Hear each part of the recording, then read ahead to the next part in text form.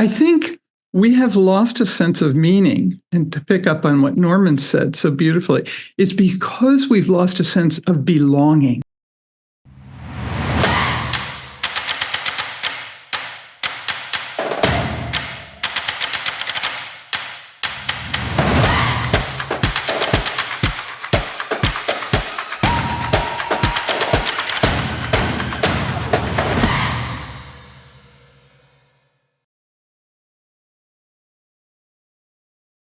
Hello, everyone, and welcome to the first installment of our speaker series, The New Discourse on Oneness, sponsored by the Institute for Public Knowledge at New York University, the Rock Ethics Institute at Pennsylvania State University, and the Center on Modernity and Transition. I'm Shahrzad Sabet. I'm a fellow at the Institute for Public Knowledge at NYU and co-director of the Center on Modernity and Transition. My colleague and co-moderator, Benjamin Schul, is unfortunately not able to join us today due to illness. The idea of oneness has emerged as an important concept within a growing number of scholarly debates. This series brings together a diverse group of leading thinkers to explore the notion of oneness and to consider their implications for some of the most pressing social and ethical questions we face today. In this opening session, I'm delighted and honored to be joined by Mary Evelyn Tucker and Norman Wirzba to discuss ecology and oneness. Mary Evelyn Tucker is co-director of the Yale Forum on Religion and Ecology with her husband and collaborator, John Grimm, and affiliated faculty with the Yale Center for Environmental Justice. Her books include The Philosophy of Chi and Worldly Wonder: Religions Enter Their Ecological Phase. With Brian Thomas Swim, Tucker also created the multimedia project Journey of the Universe, which includes, among other things, an Emmy Award-winning film. Norman Wirzba is Gilbert T. Rowe Distinguished Professor of Christian Theology at Duke University and a senior fellow at the Kenan Institute for Ethics at Duke. He is the author of The Sacred Life: Humanity's Place in a Wounded World, Agrarian Spirit, Cultivating Faith, Community, and the Land, and the forthcoming Love's Braided Dance, Hope in a Time of Crisis. Mary Evelyn, Norman, a very warm welcome to you both. Thank Wonderful. you. Thank you. As members of our audience know, we like to begin these conversations on a more personal and biographical note. So to start, would you share with us a little bit about how your personal and intellectual journeys, even your spiritual journey, have led you to think and write about oneness, ecology, and the Anthropocene? Mary Evelyn, perhaps we could start with you. Well, so nice to be with you all. And Norman, what a wonderful colleague you've been for many years. So I guess I would say, to begin with, this is sort of a political, spiritual, academic journey. And the political began in the 60s. I was very involved in civil rights and the anti-Vietnam War, went to college in Washington, D.C., deeply involved in the demonstrations. And, when Nixon got into office and after the Chicago convention riots, the Democratic Convention, I was deeply disillusioned, to put it mildly, as were many of us. And I actually said, I'm leaving the country until Nixon resigns. And I was fortunate to be able to go to Japan to teach at a university there, a women's university, which was life-transforming.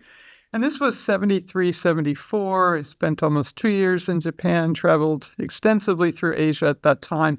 And it was, of course, a very different place than it is now.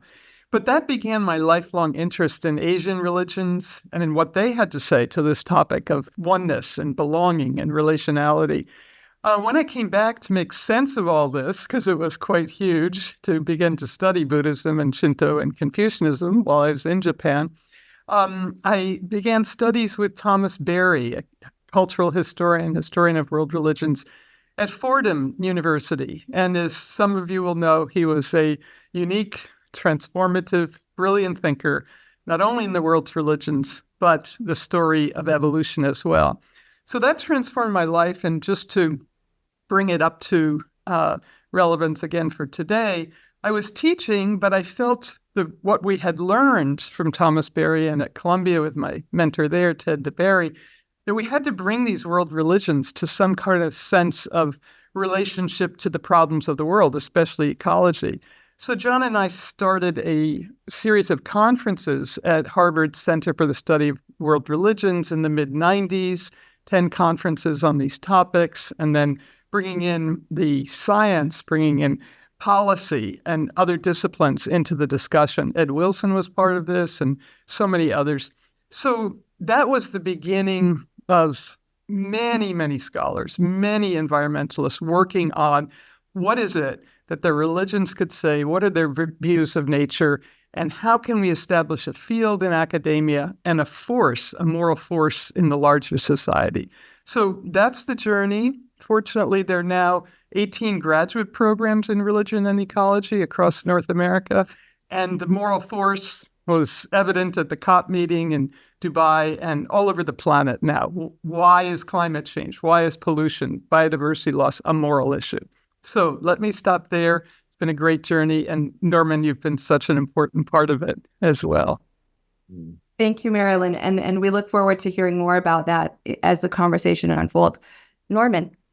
Yeah. So first of all, I mean, it's just a delight to be with you and to be with you, Marilyn, because, you know, it would be so hard to overstate the importance of what you and John did with this forum on religion and ecology. I mean, such a hospitable environment that you created, especially for younger people like me coming along who are sort of trying to figure out their way. So first of all, a big thank you, because your role has been truly, truly important.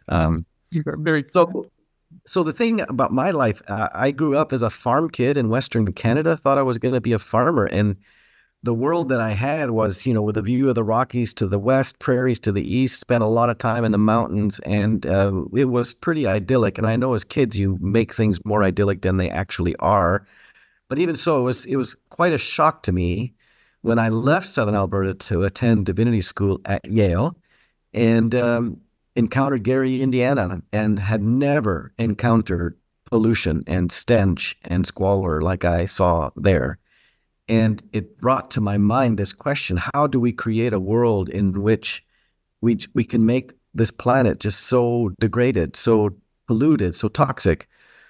So I went to divinity school, and, you know, the questions about environment were mostly not on the table. So even courses about creation tended to be much more about metaphysical questions, which are important. But environmental issues just weren't there. And I then proceeded to do a doctorate in philosophy, 19th and 20th century French and German philosophy. And there too, environment just did not show up. And I mean land in a very physical, tangible sense. And, you know, the way this became especially clear to me is that, you know, growing up as a farmer, I always knew that farming folk think about the world differently than urban people do. And it was a bit of a surprise when I reflected on it that there was never a farmer on any syllabus in graduate school. And I thought to myself, this is kind of outrageous, given that we have 10,000 years of history of agriculture carried on all across the world in every sort of tradition, religious or indigenous, what have you. And that wisdom just wasn't available to people in their fields of study. And, you know, this was all sort of bubbling beneath the surface. And it really came to a fore for me when I was asked to teach an environmental ethics course. And this was in the early 90s. And at that point, environmental ethics consisted of how do we engage either Immanuel Kant or John Stuart Mill. And I thought that was a dead end. I mean, it's just not very ripe or fertile place to really think about the larger questions of how do human beings live beautifully in this world, which to me became an overriding question. And for me, the real sort of catalyst to start a lifetime of research happened when I met the other Barry, not Thomas Barry, but Wendell Berry, who is, of course, a farmer, poet, storyteller, and cultural critic.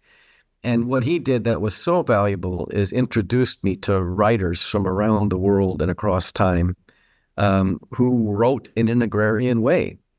And the literature is vast and rich.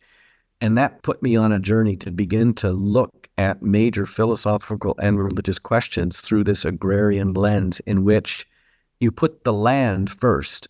And by land, I mean not just soil, but I mean water, plant, animal life, and their human inhabitants. And of course, when you do that, you have to bring into account the many economic, political dimensions that determine the kinds of agricultural landscapes, agricultural communities that we in fact see throughout history. And that was simply a wonderful, wonderful time for me, and has been, because it allowed me to integrate much of the experience that I had growing up as a farm kid, wanting to think about what would a viable agriculture look like. Because in my view, you can judge much of the goodness or badness of a culture in terms of how it treats land, people, plants, animals together. So interesting. Thank you. Thank you both for sharing that more personal perspective with us. I'd like to turn now to the core theme of this new speaker series and ask, how do you understand the notion of oneness? And how does the idea of oneness shed light both on humanity's organic embeddedness in the natural world and on our distinctive role as human beings in relation to the earth and to other creatures? Norman, perhaps you could start us off. Yeah, sure. I mean, the concept of oneness is an amazing concept to try to unpack, because I think there are just so many dimensions. So on the one hand, I think we have to be clear about the fact how we've wanted to bifurcate reality, historically speaking. And again, different cultures have thought about this differently. And I'm sure Mary Evelyn will have some things to say about this, because I think the Asian framework is considerably different than the Western one in which I have worked most of my life. But there is this temptation to want to divide the world into two kinds of realities: material, spiritual, mind, body, and so forth, these dualisms. And this is not just a metaphysical issue, because we see, especially in modernity, with the development of modern economies, we see this separation of human beings from the natural world, even from embodiment, more specifically, separation from embodied labor, so that so much of the modern emancipatory ideal presupposed that human beings separate themselves from the limitations that were presumed to be attached to manual labor, but even something as basic as childbirth. And I don't want to discredit the whole emancipatory project, right? Because the freedom of women and minorities, I mean, is absolutely crucial. But what we've seen is a desire to separate human beings from natural processes. Our food systems do this all the time, because we want to convince you that food is simply a product. It's something that is manufactured, and that food does not actually, and the eating action actually embeds us in the world. And so a lot of the work that I've been trying to do is to argue that there is one reality, right, which is this whole cosmos, this whole planet, all of the living beings within it. We all share in the very same geomorphological, photosynthetic, biochemical, meteorological realities that bring us together, because we can't ever extricate ourselves from them.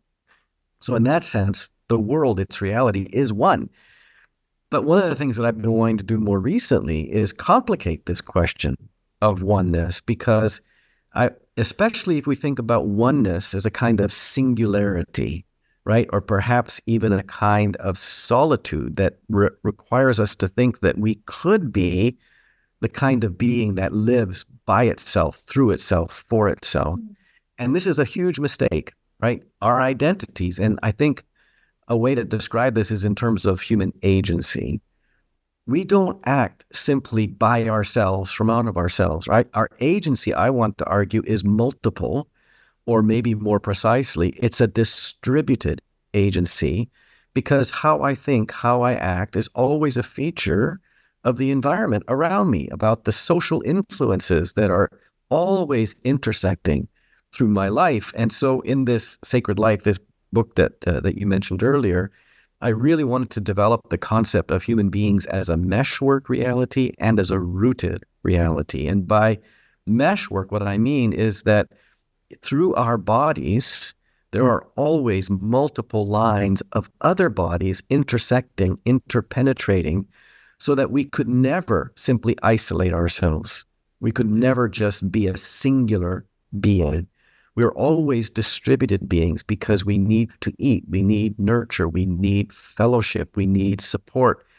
And we, in turn, offer that support to others. And so the whole question of what it is to be a human being is one that is always a question of how we are implicated in the lives of others and in the places in which we live, and how they are also implicated in whatever it is we think, feel, do.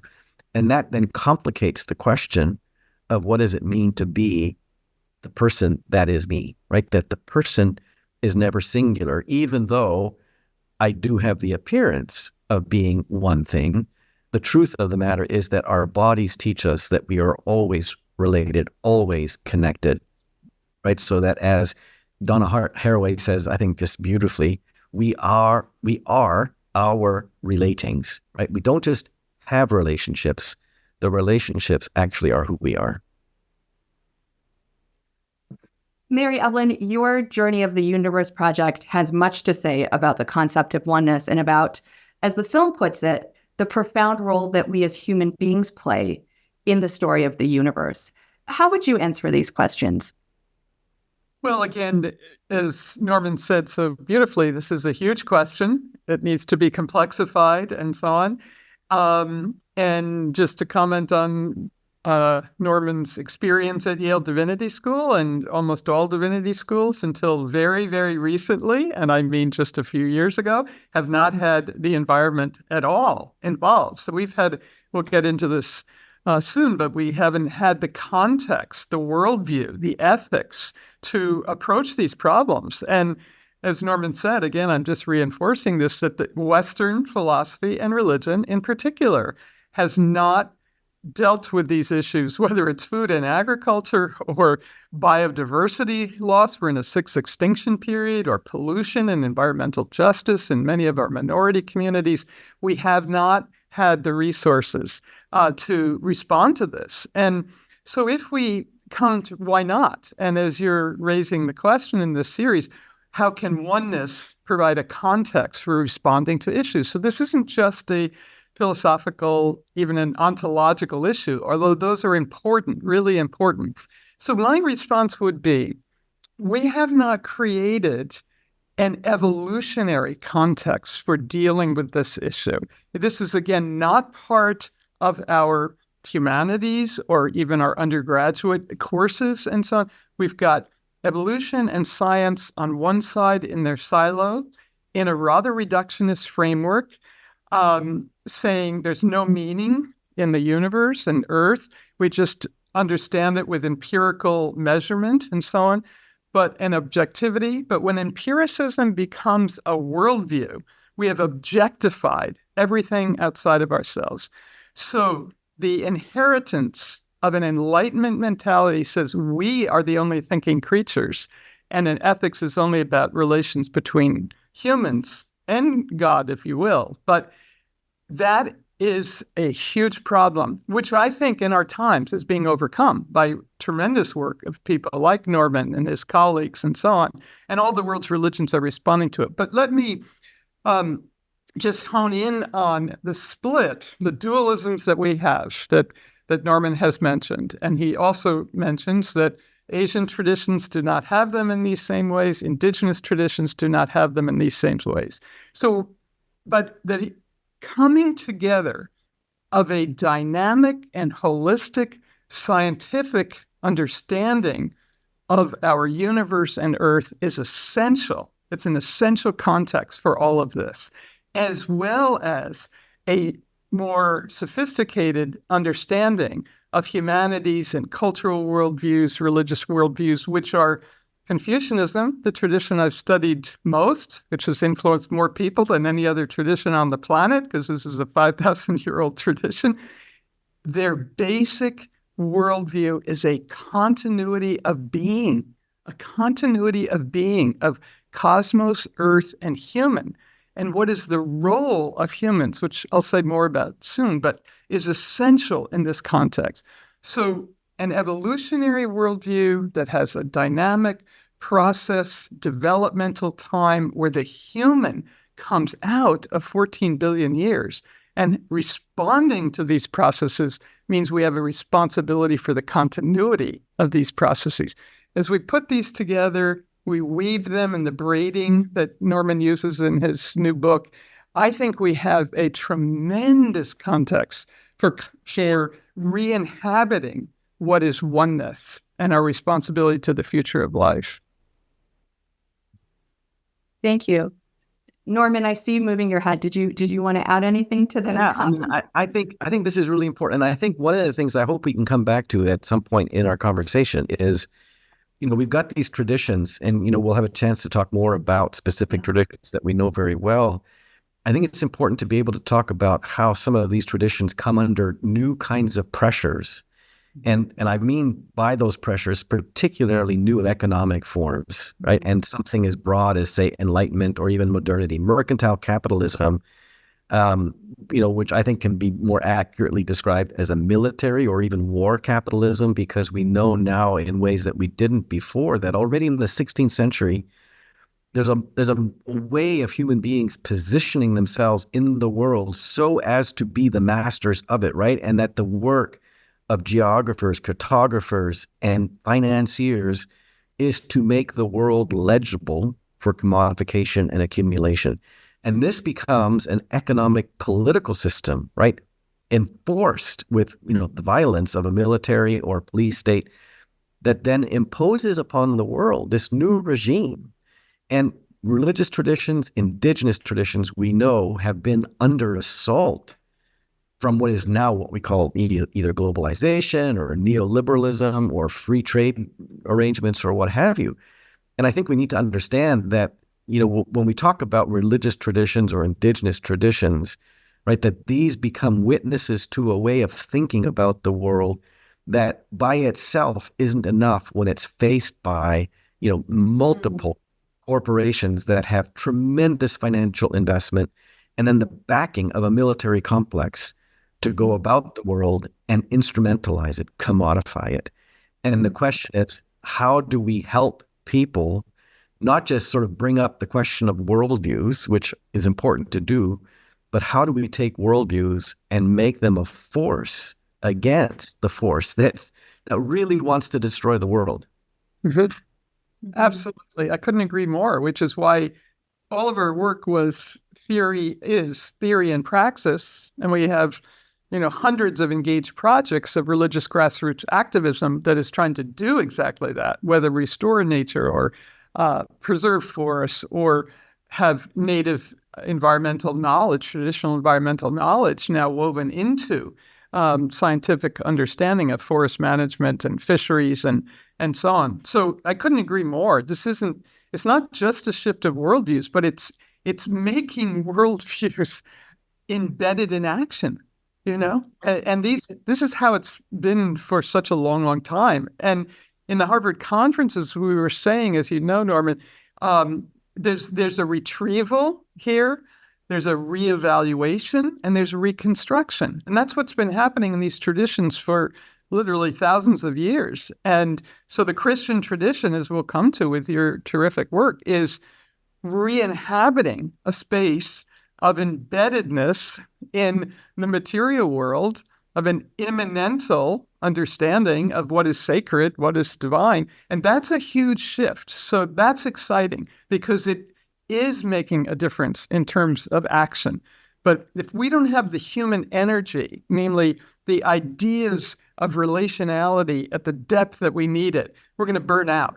So it's the ideas and the action, right, that go together. Yeah, and I think one thing I'd add to that is, there's a book that I quite like by the Indian novelist Amitav Ghosh called The Great Derangement, which is a book about climate change and the modern imagination. And he has this really, I think, wise and perceptive judgment where he says, you think about the Paris Accords, which are about addressing climate change. And he says, you can read those. They're written by bureaucrats for bureaucrats. And he says they're totally uninspiring. Yeah. But what he says is what we need to hold up is not the Paris Accords, but the voices of religious traditions, right? Because religious traditions, first of all, they have embedded within them, and indigenous traditions too, they have embedded within them a sense that this world, this life is all sacred.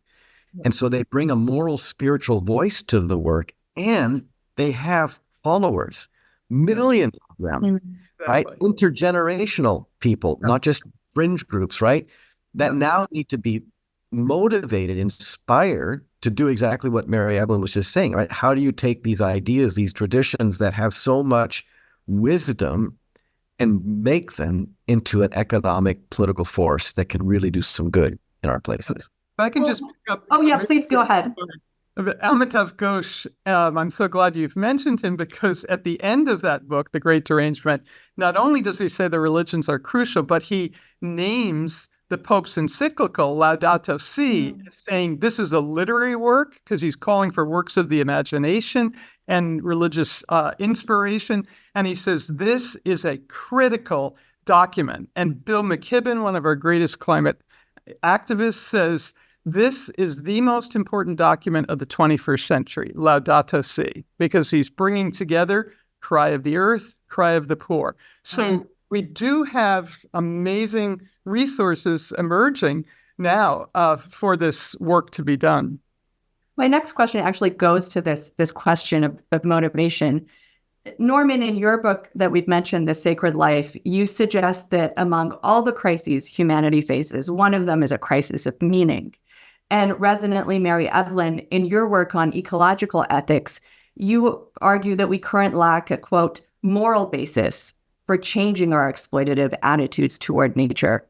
Could you both say more about how these crises of meaning and of ethical motivation relate to our mounting ecological perils? Norman? Sure. Oh my, so much to say here. I'll start with an observation that Charles Taylor made in his great work, Sources of the Self. He said, so much of the modern epistemological project is to evacuate value from the meaning of things, right? And Mary Evelyn spoke of this earlier as a kind of objectification of the world, right? Objects are simply there, and they can be manipulated by us as much as we want because it's just an object. And I think, some of the language that I would bring to this is to say that so much of what we now encounter in our worlds is a set of commodities, and they take many forms, right? We commodify our food, we commodify our lands, we commodify urban spaces, and we're commodifying people because we so quickly move to the language of units of production or units of consumption. And then we do all sorts of economic sort of analysis with this. And, I don't mean to rail on economists all the time, but in this case, I think it's appropriate because economics have made the world legible in a particular sort of way so that we cannot perceive what we encounter in any other way than the logic of commodification. And so you might say, okay, well, what's an alternative to commodification? And I think what we learn from so many traditions is that we start with a recognition that this world and this life are a gift, right? This world did not have to be, but it is, and somehow reflects an intention that it's good for these realities to exist. And that takes it immediately out of the realm of commodification, because now everything has an intrinsic value built within its very core. And that raises a different sort of question than simply the question of appropriation. I'm not trying to suggest that the minute you bring in something like a gift ontology, that it means we stop using things. No, we have to use the world to live, right? I have to eat to live. But the question now is, if you believe what you eat to be a gift, and that the life of the plant or the animal or whatever that you are about to consume matters and is not simply available to your endless manipulation and accumulation, if you start with that assumption, you have to ask the question, how do we make ourselves worthy of what we are about to eat? And so it involves you in a moral relationship to the world, which is precisely what modern epistemological projects have tried to cut off, right? That there is no moral relationship between you and the world. It's simply a utilitarian or an instrumentalizing relationship between you and the world. And so this fragments the world. And so the kind of oneness that we're talking about, I think, is the oneness that is rooted in a kind of moral aura that saturates all of our relationships that bind us to each other, so that we now have a responsibility for each other, right? I'm going to eat. I'm going to consume energy. I'm going to use trees to build things and so forth.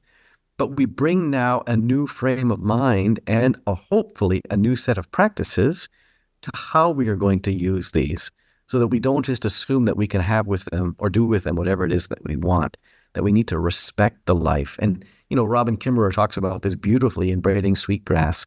She says practices of thanksgiving, practices of honoring, right? These need to be built into our economic habits so that we don't take life or this world for granted. Mary Evelyn? Beautiful. Thank you so much, Norman. Well, this is in many ways the key question, or a key question, right? Meaning. I lived in Japan for almost 3 years on and off, and they had this term ikigai, the meaning of life. And people are obsessed with this. They're obsessed with this around the world. I mean, you can get up and you can have a decent day, but these deep questions of meaning are what drive us, what plague us, what activate us. And so I think we are in one of the greatest, this may sound exaggerated, but one of the greatest crises of meanings in human history, at least in modern human history, with all these progress, technologies, opportunities, and so on. And yet, in our society, in North America, we have, especially in the US, the greatest addictions of any country on the planet. The drug crisis, the alcohol crisis, the deep sense of eco-anxiety and climate grief that penetrate our students, penetrate all of us. I mean, I'm sleepless at night thinking about these things. So I think we have lost a sense of meaning. And to pick up on what Norman said so beautifully, it's because we've lost a sense of belonging. Isolation and alienation and loneliness are cruel factors in human life, in modern human life. It's just in New York, and you see so much of the homelessness and these kinds of things on the street. And every city in our country has these issues. So how can we re-inhabit, remember what we belong to, and therefore why we are here? And again, I would say, we belong to a living universe. We belong to something that has birthed life over these billions of years. That's exciting. That's something we can hold on to and understand. And we belong especially to a living earth community. And what does that mean? Again, Norman with his beautiful examples of food and agriculture and embodiment and gift economy and so on. But unless we realize this living earth economy, we're not in a dead system, politically, economically, socially. We're not in a dead natural system that's for our consumption only. And let me maybe just conclude here by saying, because this is so rich that you can't conclude fully, but I feel there's something emerging because of this crisis of meaning, that people are seeking ways to belong, to re-inhabit their lives, the natural world, to seek community. And so we're going from commodity to community. And why was Thomas Berry's most favored line repeated over and over again? We don't live in a collection of objects, but in a communion of subjects. And that sense of subjectivity is flying into consciousness in what I would speak of as the differentiated sentience, the differentiated forms of knowing in the natural world, from birds and migration and caribou and salmon and turtles to what Jane Goodall did, in establishing the communities of chimps and so on and so forth. So we're getting this from science, we're getting it from nature writers, that there is sentience. There's understanding. There's even culture, as your colleague at Duke would say, in the world around us. This is changing our consciousness. We're not beings. What you're saying about belonging is so important, Mary Evelyn. I think people are realizing what a disaster it was when Descartes said we divide the world into thinking stuff and extended stuff. And the extended stuff is dead.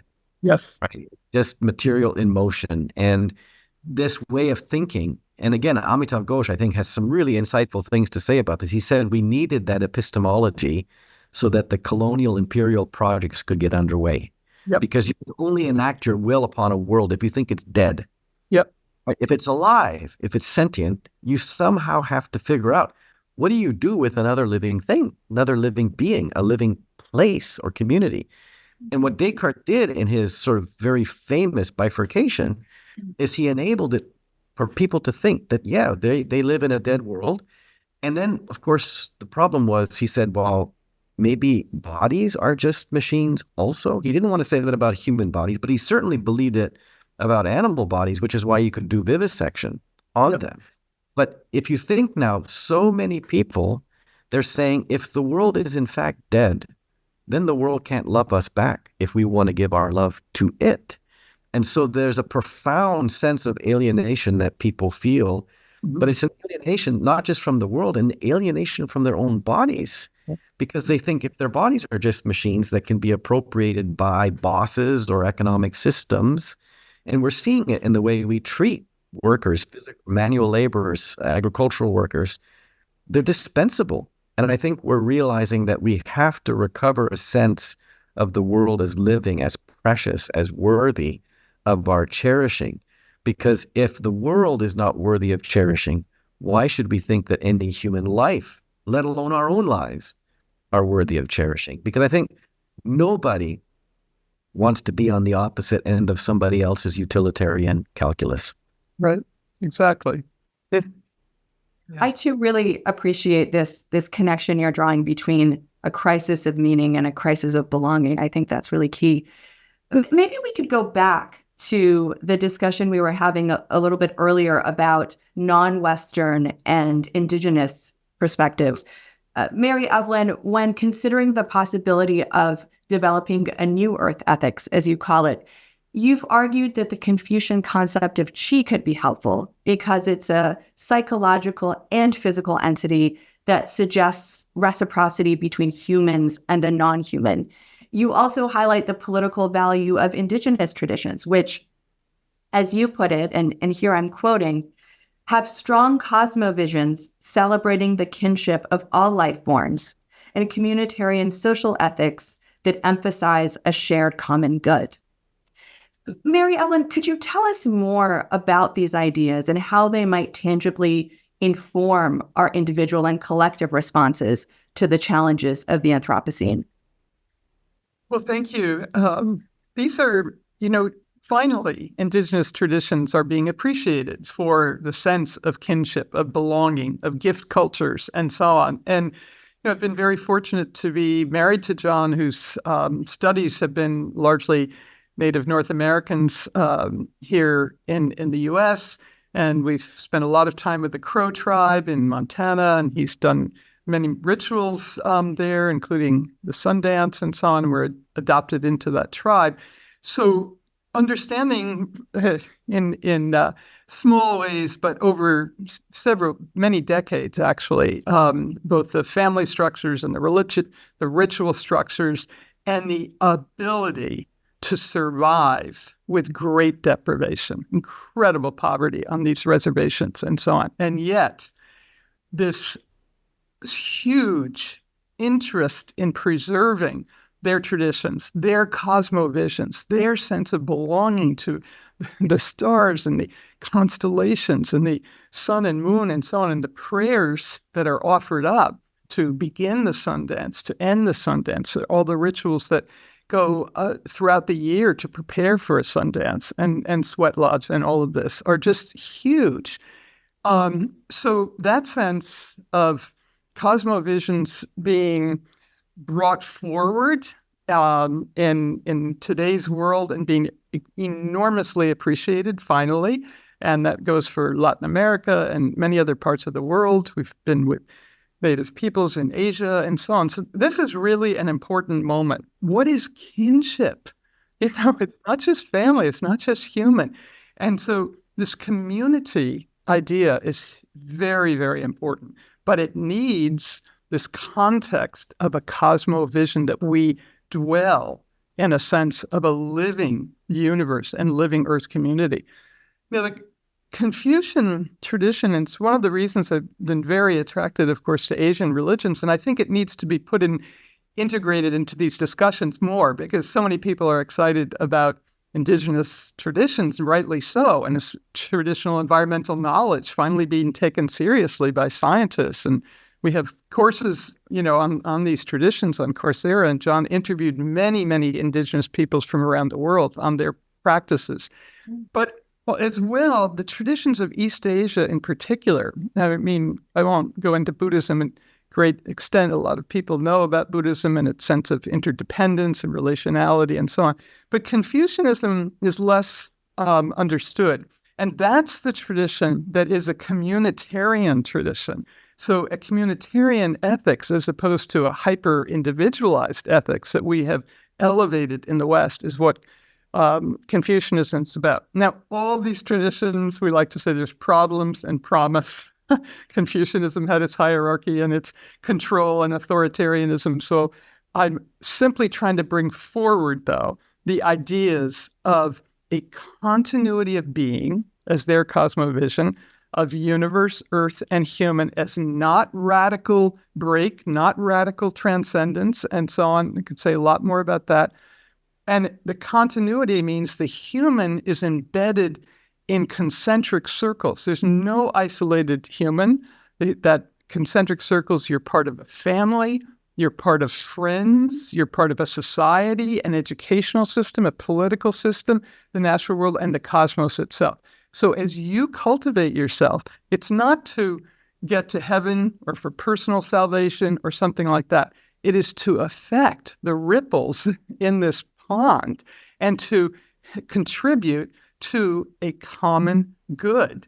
Education in the Confucian framework was to train civil servants on moral principles for a common good. And they had tremendous practices of farming and wealth field farming and granaries, etc. So I can go on, but these traditions, again, need to be brought into dialogue with, and they are, with Western traditions to say, okay, hyper-individualism, communitarianism, let's see what we can create that has a sense of a long-term common good for the whole society and for the flourishing of the Earth community.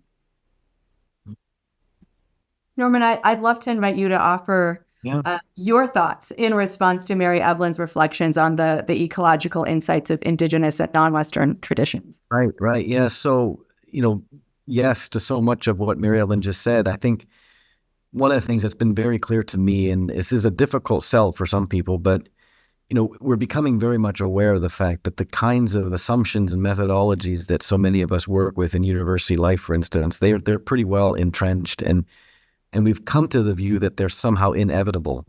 And one of the ways I think that we can say that they're not inevitable is to point to the existence of indigenous tribes, indigenous peoples, traditional peoples, because they embed and embody a kind of wisdom which is often very, very different than the assumptions and methodologies we work with. And so bringing them to the fore it's not just illuminating, it's potentially corrective and inspiring for a new way. So just an example, one of my friends more recently is a philosopher named Kyle White. He's an indigenous philosopher who was at Michigan State for a number of years, but is now at the University of Michigan heading up some sustainability efforts there. And he's just remarkable because he keeps bringing up what indigenous voices have to say about climate change and the Anthropocene, because he says, let's recognize that for a lot of people, the Anthropocene is a kind of shock to them. And he says, you have to understand that Native peoples have been living under this condition of desolation,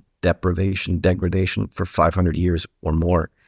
And we know some things about what it is to live on the underside of the world of the march of progress, if you want to put it that way, or what we might call enlightenment commitments or whatever.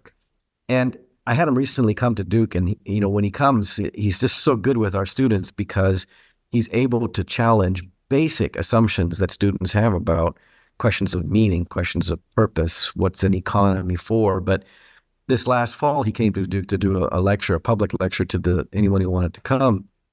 And he said, we need to reframe the whole climate crisis, because he says, so the standard narrative would be, okay, we're becoming more and more aware of what climate change portends for communities all over the world, coastal communities, people that are in heat zones and so forth. And so the sort of reflex action of the standard way of doing things would be, we need to have a technological solution that we bring to this place, which will alleviate the trouble of people. And, hopefully we'll make some money along the way.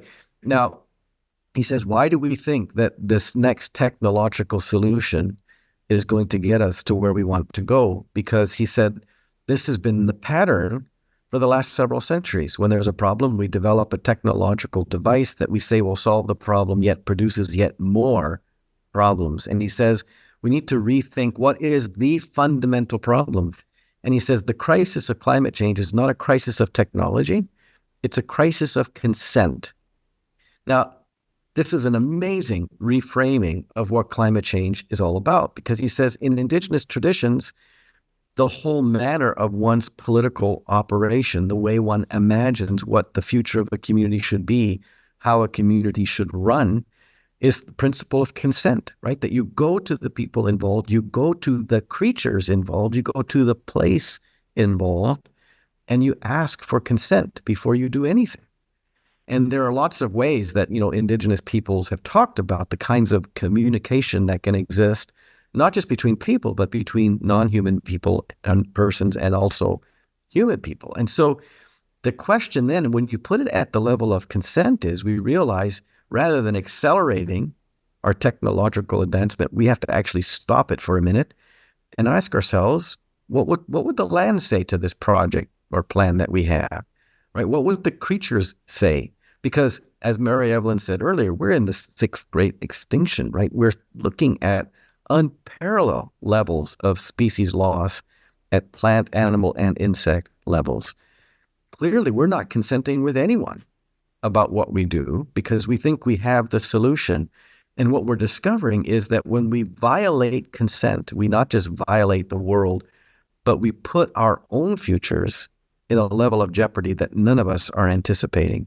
Because if we did anticipate them, we would say we need to put down the brakes right now and see, is there a better way for us to do things so that my well-being is not at the expense of your well-being? And what consent does is it raises the question of, what does mutual well-being require of us? That's a different framework. It requires new postures, practices of listening and attending. And that always takes a lot of time. And again, it's about establishing a moral relationship between us and others, between us and places, between us and fellow creatures, so that first of all, we think that what they have to say should even matter in the deliberations that we're going to make, right? So this reframing of climate change as a crisis of consent, I think, is not just a lovely concept. Its practical implications are enormous. And the question is whether or not we can find communities that can insist that this has to be the new mode by which we evaluate the goodness of policy decisions, the goodness of economic decisions. Because what's very clear is that insofar as we're premising our success or our progress on the well-being of a segment of the population, right, we're very quickly getting into a place where even their well-being is going to be highly compromised, which is why we're seeing, the elites of our world, either doing two things. One, they're building their very expensive bunkers where they're going to hunker down when it's all really bad, or they're building spaceships because they think that we can go annex other planets, which, is an incredible fantasy. Right. Yeah. I would just pick up that last point, if I might. Sure. The incredible fantasy. So this week, we went with some students to the observatory here at Yale. And what are they playing in the planetarium? Interstellar travel. Now, this is all about various technologies that, could make this possible. I looked at the very end. This film is from 2017, and I asked the astronomer, some of the early technologies for this, by the way, were nuclear explosions, right? Just imagine that. So Thomas Berry was always saying a technological fix is not going to get us anywhere. But the astronomer said, well, since 2017, not too many of these technologies have changed that, may or may not be possible. But the money that is poured into this, right? Instead of saying, let's take care of this planet rather than go to another planet that is light years away. And it just blows my mind that this is what's being shown, and this is why Thomas Berry kept saying, we need a new dream. We need a dream of the earth. We need something that's going to draw us forward, not a technological fix. And I couldn't agree more that many of the technological fix for climate change are ways to make money in certain university settings, but not solve these problems. So I really agree with him. I think I would just add one thing in terms of this theme of oneness, which I think is helpful, and that is that I said that the desire to annex other planets and terraform them to make a planet suitable for human life is a fantasy. It's also fundamentally dishonest. Yeah. As it's mistaken about what a human body is, which connects with what Mary Evelyn was saying earlier. Our bodies can only do what they do, be what they are, in terms of this incredibly complex history of evolutionary co-development, right? For us to go live even on the moon would require us to bring that whole evolutionary history with us, from the microbiome in our guts all the way to the food we would need to eat, the oxygen we would need to breathe, the atmosphere in which we would have to live. And we can't do that, which is why it's such a fantasy. And it's a dishonesty because it doesn't pay attention to the fact that our bodies are one with this earth. And the idea that, we could live on a planet that is so beautiful and so well suited for human flourishing, and we're going to mess that up, and then we're going to go to some other planet which is entirely inhospitable to human flourishing, and we're going to terraform it so that we can live there. It's ridiculous. More than ridiculous, because at Biosphere 2 down in Arizona, I believe, where this was studied for several decades, and they put different ecosystems in there. The ants took over. The humans couldn't get along, and it was proven you can't recreate these things. Mm-hmm. But we were at the planetarium at the Natural History Museum 40 years ago, and what were they showing there? How to mine the moon. Mm-hmm. I mean, this has been a mine the moon. Imagine. And they were showing all the technology, and the young kids are sitting there looking at this. What are we thinking of? It's beyond insane. It's really dangerous. So fascinating. Norman, one of the critiques that's often made of the Abrahamic traditions, and especially Christianity, is that their calls to go forth and multiply and subdue the earth lead to inherently unsustainable patterns of thought and action. You go to great lengths in your own work, however, to show that in some of their dimensions, at least, these traditions entail a robust ecological consciousness. For example, after noting that human achievement up to now has tended to diminish and degrade the world, you turn to the biblical notion of the Sabbath to consider new ways of understanding economic activity and human work. We've touched on this a little indirectly. But on this topic, you write, the ambition that seeks to engineer, patent, possess, and control creatures and places knows little of the restraint, humility, liberation, and respect that mark a Sabbath sensibility. In fact, in a, I think, very memorable line, you suggest that the Anthropocene is an anti-Sabbath world. Could you flesh out for us your thoughts about the connection, whether positive or negative, between biblical thought and the requirements of ecological sustainability?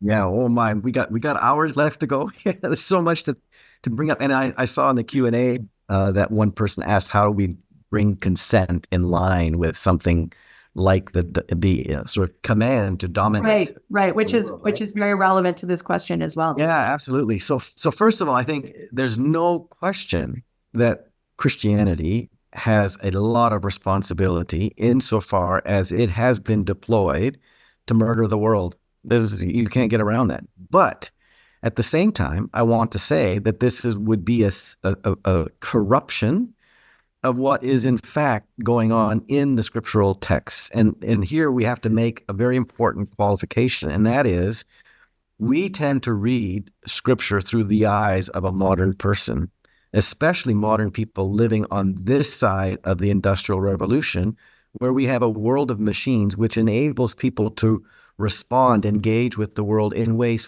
fundamentally different from people who did not live with machine power, but muscle power. Right? So that's one qualification. The second thing I want to say is that the Hebrew scriptures and the Christian scriptures, they are agrarian books. And what I mean by that is that these are books written by and for people who live within an agricultural worldview in which they understand themselves to depend entirely for their own well-being on the well-being of plants, animals, and land. Right? Which is why in the Hebrew scriptures in particular, God's covenant is never simply between people and God. The covenant is always between people, God, and land all together, because as the prophets say over and over again, the languishing of the land and the languishing of people go together, right? This is what Pope Francis is doing when he talks about the cry of the earth and the cry of the poor. And what people do with a text like Genesis 1 that says subdue and have dominion, they think, well, that means you can do with the world whatever you want. And from an agricultural point of view, that would have been an impossible position to maintain. Because as agricultural people know, that if you dominate people so as to diminish their capacities or degrade their lives, you actually put your own well-being in jeopardy. Right? You can't abuse the animals that make it possible for you to live. That's just profoundly stupid. And you would know it from any practical point of view of working with animals or working with plants. Does that mean that Christians have not used that passage to say, yeah, we can do with the world whatever we want? Absolutely. But I would argue that so much of that depends upon a modern sort of framework that is foreign to these scriptural texts. And we could point to a number of places in pre-modern periods where these texts were actually deployed in a very different sort of way. So that, for instance, in medieval spirituality, that Genesis verse to subdue and dominate is not about subduing and dominating the world. It's about subduing yourself so that you can live more properly, more lovingly, caringly, compassionately in the world, right? So that's a fundamentally different approach to things. Now, you asked about the Sabbath, and I'm glad you did, because this is something that often gets left off from that Genesis 1 creation story, the 7-day creation story. And I think it's so important to stress because the Sabbath, as you know, happens on day 7. And the question that rabbis posed was, why is there a day 7? Because, day 6, we're told that God finished creating the world. So why is there a day 7 still? And instead, also not just a day 7, but a day 7 that says, and God finished on day 7. So the rabbis asked the question, what did God finish on day 7? And it brings us back to an earlier part of our conversation. And that is that God created the meaning or the purpose for the world. Right? It's one thing to make a world or create a world, but that still leaves open the question, what for? Why? Why did God do this? And the answer is given in God's own Shabbat, which is God resting. And the key then is to ask, well, what is the nature of this rest that God models on this first Sabbath sunrise? And the first thing you'd have to say is that God is not resting because God is tired, right? That would be a silly way to think about it. The rest has to be understood not in terms of God ceasing to do things. It's about God coming into a position so as to enjoy the goodness and the beauty of the world that have been affirmed all along the way. And what that means, practically speaking, is enormous, because the opposite of rest is not activity. The opposite of rest is restlessness, right? And by restlessness, what I mean is something like our dissatisfaction with what we have, with what we do, with who we are, or our ingratitude for what we have, who we are with, and what we do. And so there's this perpetual desire to do more, more, more, more, more. And this, of course, we know is not just destroying the world, right? The desire to acquire and have more and more, but it's also destroying ourselves and our communities, because we can't come into the presence of each other and find the goodness and beauty in them because we're not taking the time. And so what the Sabbath does is it's a regular invocation. It's a command that you are to stop on every seventh day so that you can come into the presence of who you are with, what you have, and find there the expression of the goodness of life, the beauty of this life, so that you don't take it for granted, so that you don't abuse it, right? Which is why the prophets will say that if you don't keep the Sabbath, you can be sure there will be widows and orphans in your communities. You can be sure that the land will languish. So Sabbath is not just some pious kind of celebration where you extricate yourself from the world, find a nice hammock in your backyard. Hammocks are good things, by the way. But the Sabbath is instead this repeated, regular, practical reminder that you are not to abuse the world. Because if you abuse it, you violate the goodness and beauty that God saw in it that first Sabbath sunrise and continues to see forever. And that then becomes a reframing of our lives, so that as Abraham Heschel, one of the great writers on the Sabbath, said, all of our living ought to be toward the Sabbath as the goal, insofar as we want to experience in each other and in our places God's love made material. But our lives also ought to flow from it, because we're now inspired to engage the world through this lens of love and delight. Very Evelyn. Well, that's beautiful. And of course, I concur. So there's many examples in all the world's religions now of rethinking, reframing, reconstituting both texts like Norman has just done eloquently from Genesis and so on. And again, that's what we were trying to do in the Harvard conferences, which involved 800 scholars over 3 years and 10 volumes to begin to re-examine, to retrieve these texts, to re-examine them and reconstruct them, just as Norman's done so beautifully. That's what has to be done. And so Judaism has been doing this, and I'll just mention that a extraordinary founder, really, of Judaism and Ecology, Ellen Bernstein, has just passed away this past week, but she founded the very first group, Shomei Adonai, Keepers of the Earth, and she wrote many books on this, and we could name a lot of other people, but her latest book is on the Song of Songs.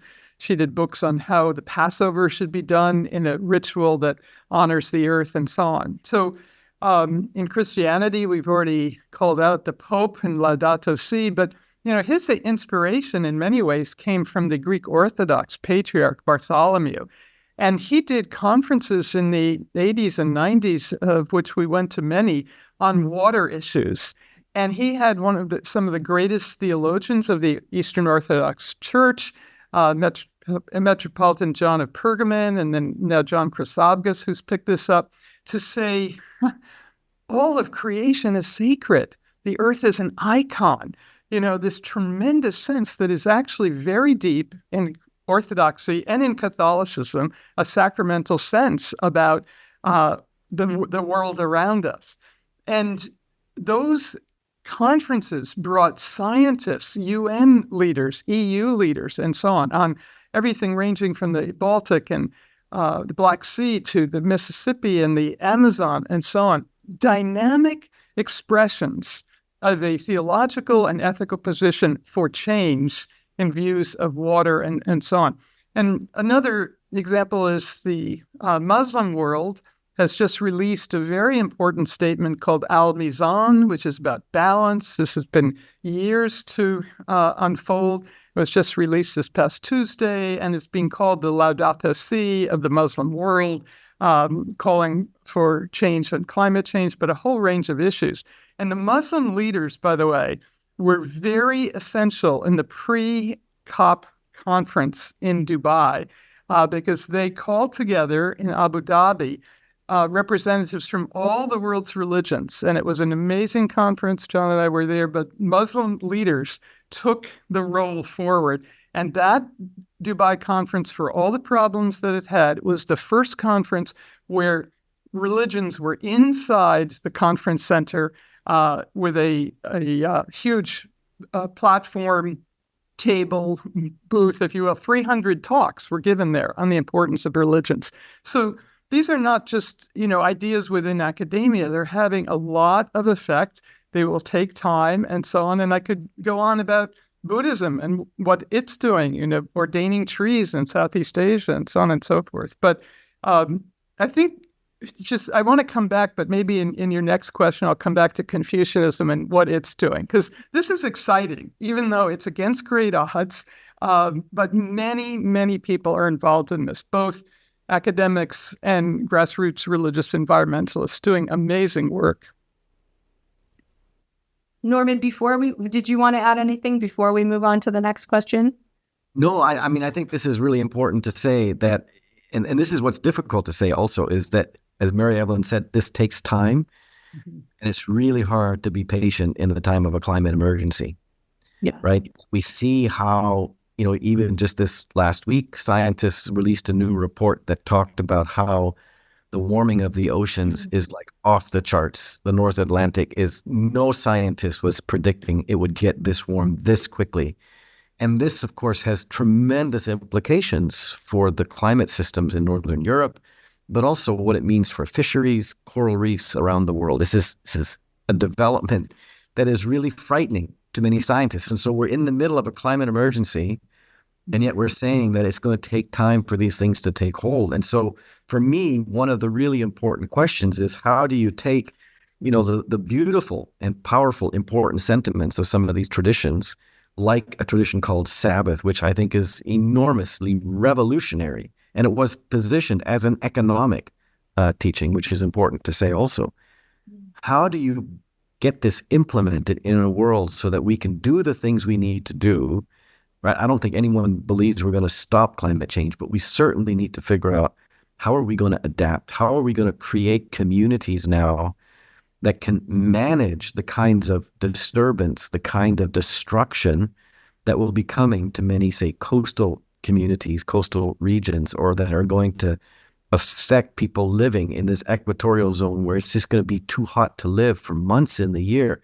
Right? We need to be preparing our communities for each other to learn how to be hospitable, right? How we can learn to develop the infrastructures of care and compassion, because there's just going to be a tremendous amount of suffering that is coming our way. And religious traditions play a very, very important role in that, not just in developing the practical infrastructures, economic system, political institutions to handle this sort of disruption that is, it's going to be permanent, right? We're not talking about just a hiatus of a few bad years and then we're back to normal, right? We're talking about a new kind of civilization that we're going to have to construct. And one of the things I hope, people will begin to see is that even in that effort, we've got the help of indigenous and faith traditions that can help us navigate this really difficult time that's coming. Can I pick up one thing from what Norman just said? So I couldn't agree more. We've been working on this for 25 years, and Barry was working on it for 35, and we were listening to him as a prophet of his time. So this is why the sense of urgency and persistence, tenacity is so important. I just couldn't agree more with what you've just said. But I want to say, here's just one piece of good news, is that Laudato Si movement has had, a strong effect even among youth, and how to indigenize this in the educational system. And just last summer, all the presidents of the Jesuit colleges and universities in North America and in other parts of the world, this is the largest educational system of its kind, has committed to Laudato Si, Cry of the Earth, Cry of the Poor, as central to its educational mission. And this has also been a long time coming. And but this is good news. And I wanted to pick up another piece of good news against all odds when you mentioned civilization at the end, because this is a moment of creating, as crazy as it sounds, but with some humility, as one person in chat is talking about, a new ecological civilization. And I use that word because that is what China is talking about. And they have been talking about it for 15 years. It is in their constitution. They are saying, we have done our industrial revolution. I've been going to China since 1986. We were just there in September, showing Journey of the Universe, our film, in 8 different universities, talking about the Confucian sense of cosmos, earth, and human, and the responsibility of humans, and bringing their traditional ideas together with the scientific evolutionary story. The students were electrified because China, in measurements that a scholar from China here at Yale has done, 95% of the people in China, who are educated people, obviously, but understand we are in a crisis. We are nowhere near that in North America. So these students who are absolutely out of their seats with concern for the future of the planet, and let me say, in all of this, with 1.3 billion and growing, this China is the most important country on the planet, along with India. But to make the changes that are going to be possible on a global level. So this ecological civilization is in their educational system. It's in their highest think tank, the Chinese Academy of Social Sciences. They are training people how to do this, how to implement this. And I take this to be an extraordinary movement with all of its problems and promise. And that's something we have to encourage. And there are people thinking about that here in the West, and including Vandana Shiva in India and so on. How can we create ecological civilization? So I think this is a very, very powerful and promising movement. On that point, the political nature of our ecological challenges is a theme that runs through both your work. Scientifically, it seems well within our capacity to establish a sustainable form of civilization on this planet, and yet we clearly lack the collective will that's required to create and sustain that world. So I'd like to ask you to speak more directly about the political concepts and ideas, the political theoretic underpinnings, let's say, of this dilemma. Is there something inherently wrong with our prevailing political concepts or conceptions, for instance, of freedom, of power, of democracy, that make the ecological crises we face particularly difficult to overcome? If so, how might these underlying concepts be transformed? And how might the appreciation of our fundamental oneness facilitate this transformation at the level of ideas? Mary Evelyn, I'll go to you first. That's such an important question, where the rubber meets the road, as they say, so on. And, in so much of this, we do have in place, I'm at the School of the Environment here at Yale, a 125-year-old school. We have in place, as Norman knows from his great university, Duke, we have the science, we have the policy, we have new ecological economics, we have environmental law for decades now. We have appropriate and alternative technologies, but we don't have the will. And you can call it a political will, a moral force will, and so on. So that's why this question is so important. And Gus Beth, one of the great environmental leaders, brought us to Yale because he said part of this shift is the moral shift that religions, and more than religions, can bring. Philosophy, religions, and I would say the arts as well. So there are many people recognizing this space and so on. But I would say what is missing is, how do we define a sense of shared purpose, of shared change? And, there's no future without a shared future.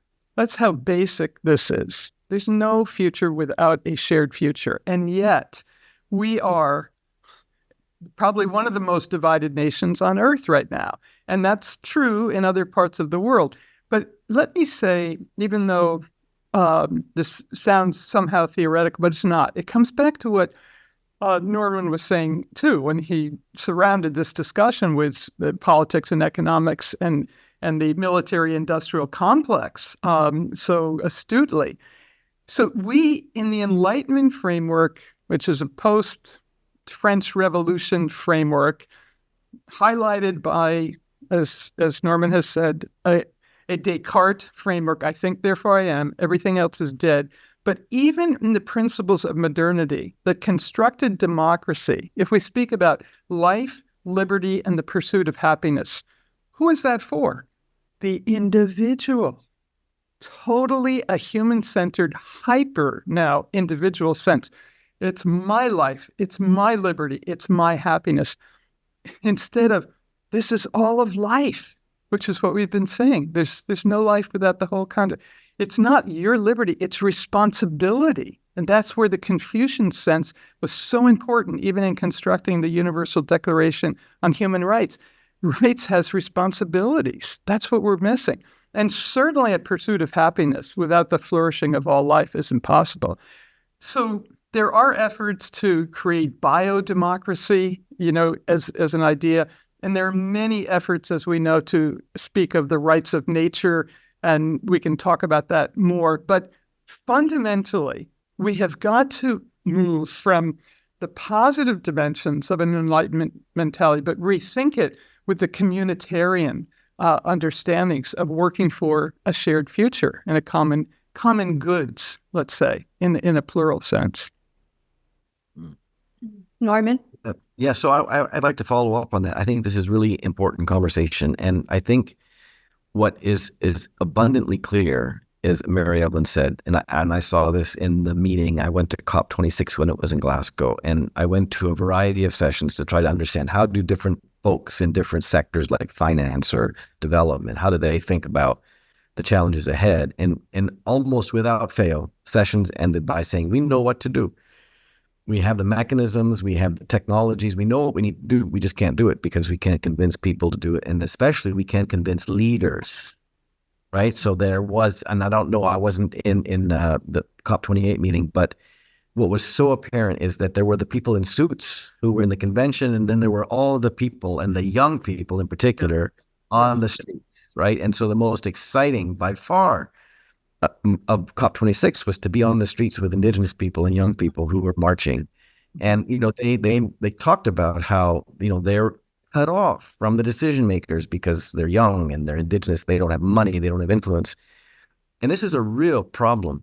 And I think one of the key questions is, how are we going to democratize and make participation in the rooms of deliberation, right? So that they have a seat at the table, because it's their futures that are on the line. And I think here there is a very, very important issue on the table, which is, how do we break the juggernaut of neoliberal thinking that now is the default mode of thinking for political and business elites, right? And we see this. I mean, the influence of neoliberal frameworks that are highly individualistic, that are all about self-reliance, so that if you are successful, it's all on you. And if you fail, it's also all on you. It's your fault. And the elimination of any kind of sort of social networking of, mechanisms that help people in their struggles, or even the sort of political frameworks that enable us to think about how we have this shared life. And there are really positive signs about how urban designers, for instance, urban planners, are talking about how we need to create spaces for communal, right, well-being, rather than the automobile, which just further isolates us from each other, and social media, which are also isolating us from each other, polarizing each other. The question for me then is, how do you attack this neoliberal framework, right? Because it is still so very, very powerful.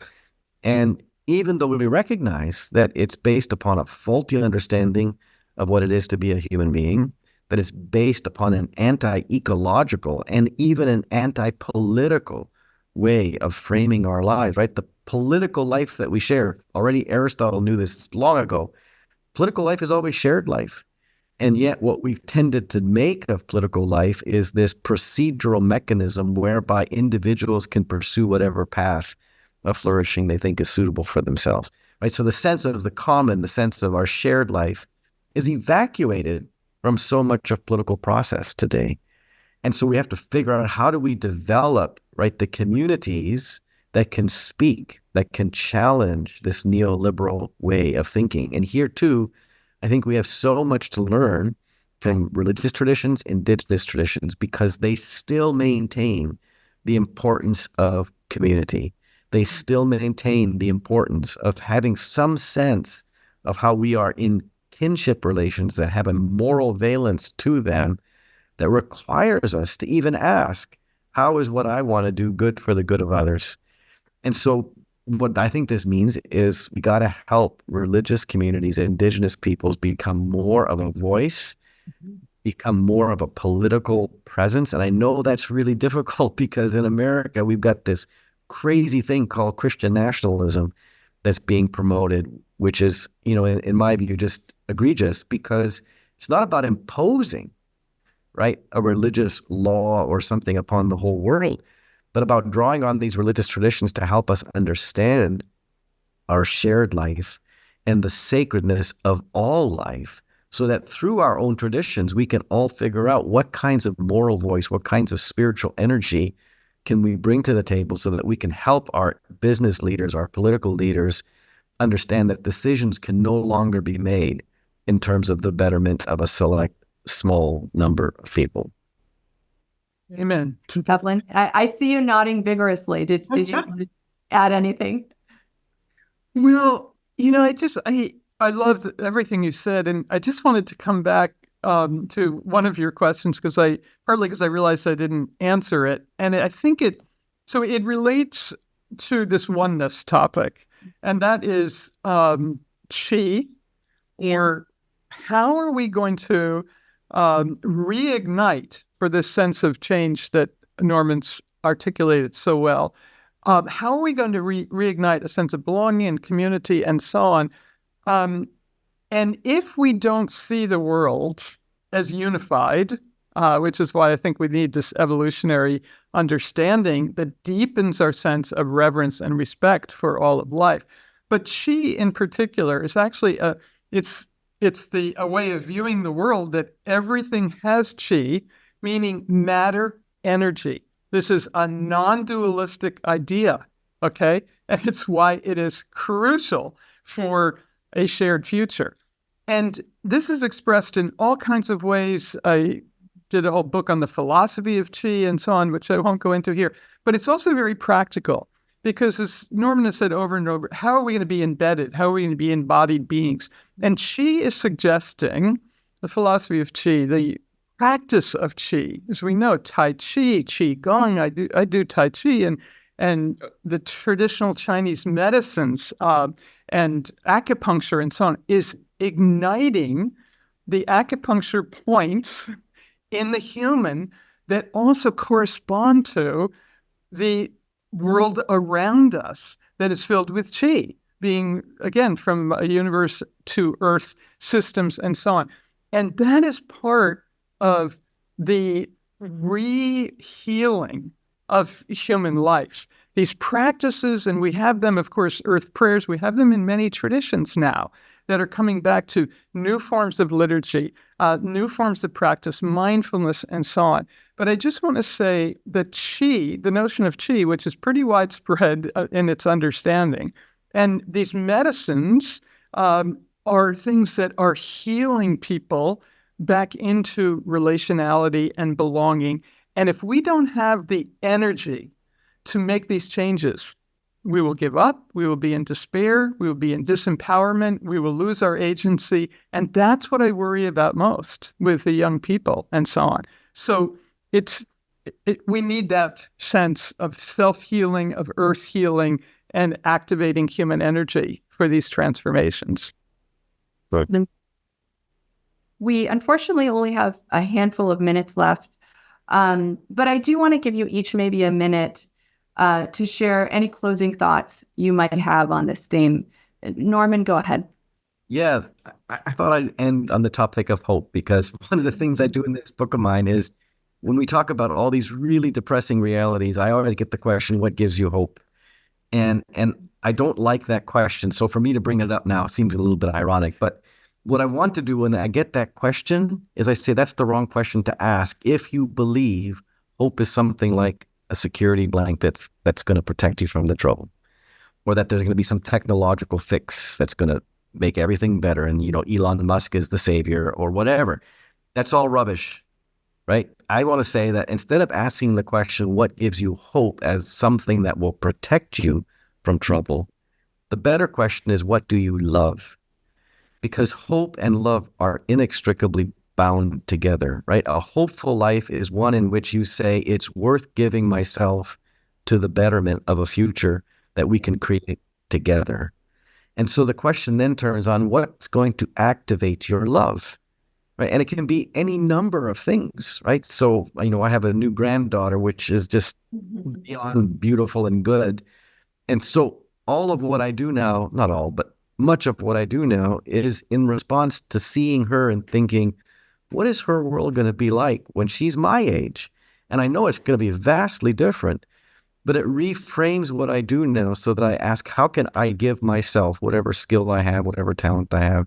And I'm not perfect at this by any means. What skills can I bring to the world so that in my love of places, my love of communities, I will do the kind of work that gives us a future that's worth living into? And this is a way then not of saying it's going to be all great, because we know it's not. But what it does is it helps us understand that in the midst of the trouble, in the midst of all the suffering, there's still so much that is beautiful. There's so much that calls us to celebrate it, to protect it, and to cherish it. And so love, I think, is going to be crucial to the future that we want to live into. That is beautiful. Mary Evelyn, the last word goes to you. Well, that was, I think, summarizes so much, and thank you for elegant and beautiful statement. And, we like to say the environment is food, health, and children. And once we open up those doors, as you have, Norman, in your work and your life over and over again, it begins to give us the grounds for a shared future and for a renewal of hope and possibility, because everyone cares about food and the health of food. The Chinese are insanely concerned about food safety, you see, because they've had such problems. And health, this is basic.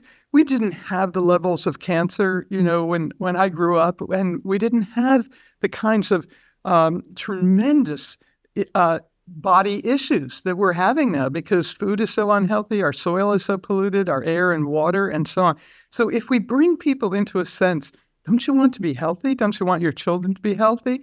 And, that brings me to the last point that Norman has said so beautifully. We don't have children. We feel our students are our children, and working with them and for so many years has been absolutely inspiring. So there's something of this intergenerational spirit and handshake that, again, anyone can relate to, people who have children and grandchildren or not.